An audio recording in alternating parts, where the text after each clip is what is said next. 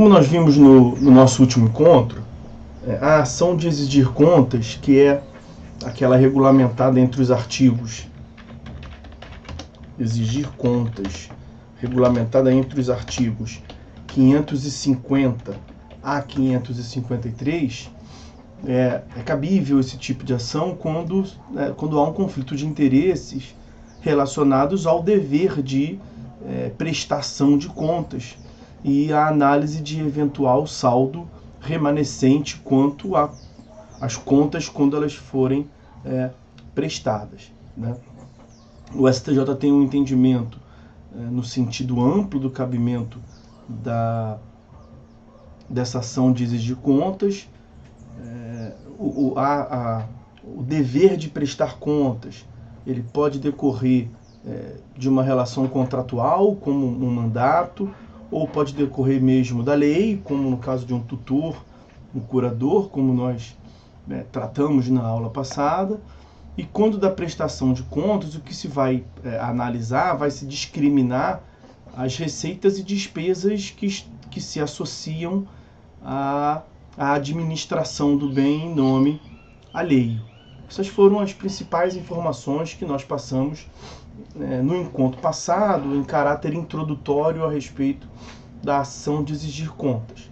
Hoje, em continuidade, nós veremos como primeiro tópico a competência da ação de exigir contas. E a ação de exigir contas, ela vai acabar aplicando a competência de foro daquela prevista no artigo 53, inciso 4º, a linha B do CPC. Artigo 53, inciso 4º, a linha B do CPC. O 53 prevê que é competente o foro, inciso 4º, do lugar do ato ou fato para a ação, a linha B é que nos interessa, em que for réu administrador ou gestor de negócios alheios. É o que se dá aqui na hipótese da ação de prestação, na ação de exigir contas. Aliás, outro detalhe, nós vimos que no Código de 73 haviam as duas modalidades, a ação de exigir contas e a ação de prestar voluntariamente as contas.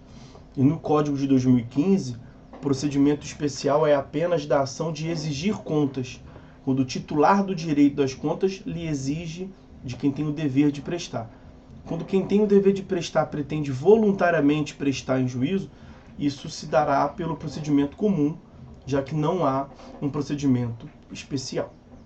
Além dessa regra de competência de foro do artigo 53, inciso 4º, a linha B, nós temos uma questão aqui de acessoriedade que consta do artigo 553, no capítulo próprio da ação de exigir contas mesmo. Olha, as contas do inventariante, do tutor, do curador, do depositário e de qualquer outro administrador. Então vejam que o inventariante, o tutor, o curador, o depositário são exemplos de administrador.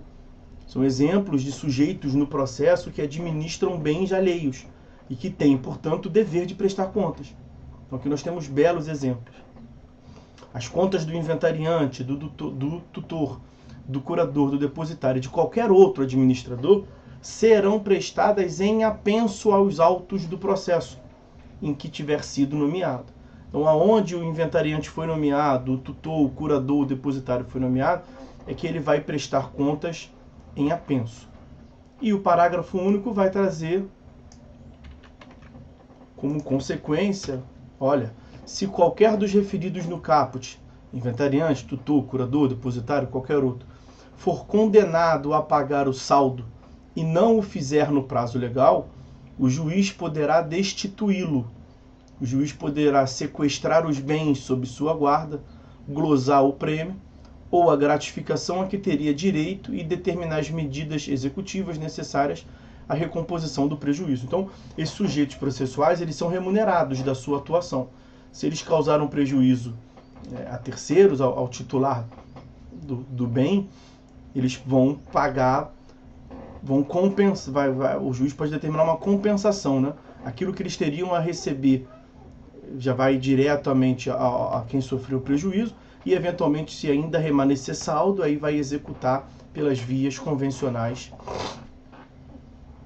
de satisfação, de execução, que os senhores verão em processo civil 4. Mas é uma regra especial, essa do artigo 553, as contas prestadas em apenso.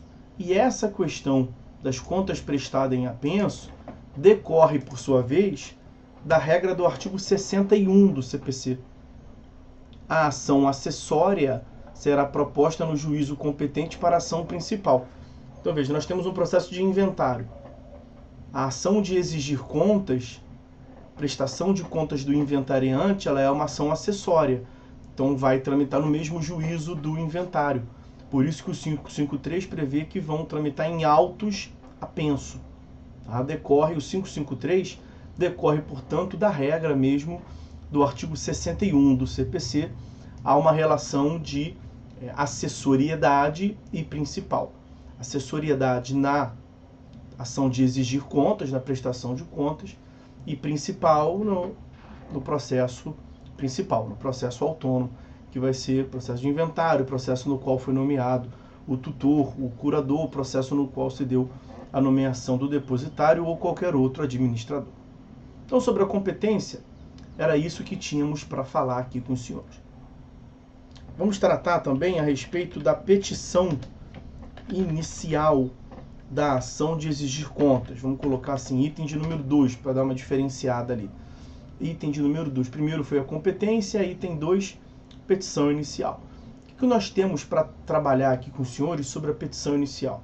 Vejam, em primeiro lugar, devem ser observados os requisitos do artigo 319 do CPC, que é o que trata sobre petição inicial como um todo.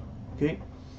E, pelas regras especiais dos artigos 550 a 553 do CPC, nós podemos extrair que compete ao titular do direito das contas especificar detalhadamente as razões pelas quais exige as contas e vai instruir com a documentação pertinente, a documentação que ele vier a dispor, o que comprove. Então, olha, o 550, parágrafo 1º, o artigo 550, parágrafo 1º do CPC, vai prever que na petição inicial o autor especificará detalhadamente as razões pelas quais exige as contas, instruindo-a, a petição inicial, com documentos comprobatórios dessa necessidade, se existirem os documentos, evidentemente. Né? Nessa petição inicial, deve ser formulado naturalmente o pedido de prestação de contas. Né? Então nós teremos pedidos. Primeiro pedido de prestação de contas, que é uma obrigação de fazer, né? E um segundo pedido, que é um pedido condenatório de pagamento do saldo remanescente, de eventual saldo remanescente, né? Esse saldo remanescente ele é eventual. O titular do direito ele nem sabe se tem algo a receber, porque ele quer ver as contas justamente para isso.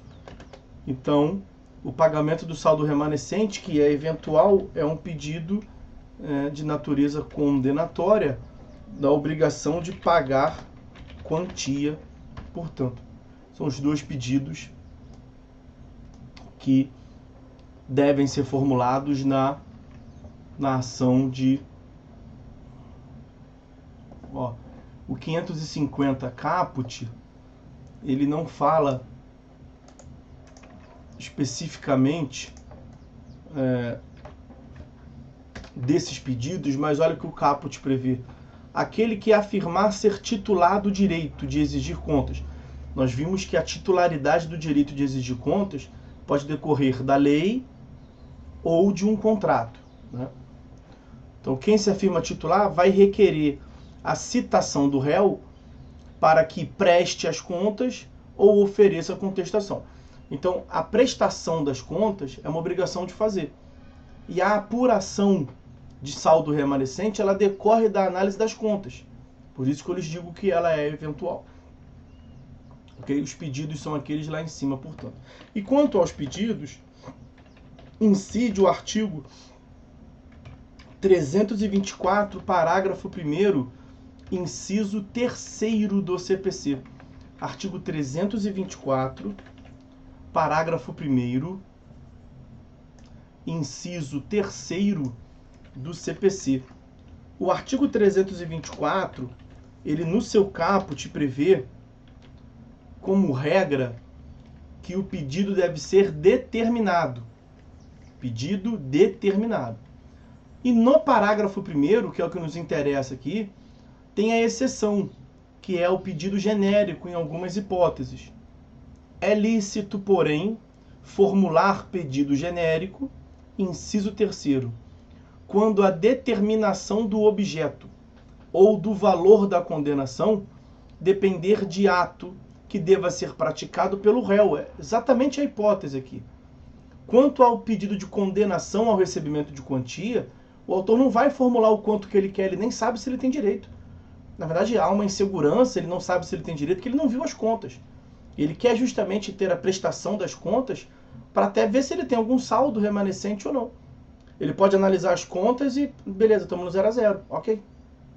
Ou, analisando as contas, tem um saldo meu a apurar, então aí eu quero a condenação. E ele não sabe qual é esse saldo. Ele depende da análise daquela apuração que nós vimos dos créditos e débitos, que as contas irão discriminar. Então, justamente aquele que tem o direito de prestar, o direito de receber as contas, o titular do direito de exigir contas, ele vai a juízo para ver as contas prestadas, obrigação de fazer, e eventualmente, em havendo saldo, ele vai pedir a condenação. Então, essa é uma hipótese excepcional que admite a formulação de pedido genérico, uma vez que a determinação do valor da condenação depende de um ato a ser praticado pelo réu. Qual é o ato a ser praticado pelo réu? A exibição, a prestação das contas. Então é isso, a primeira parte desse nosso encontro seria definir competência e tratar sobre a petição inicial. Agora passaremos sobre o procedimento.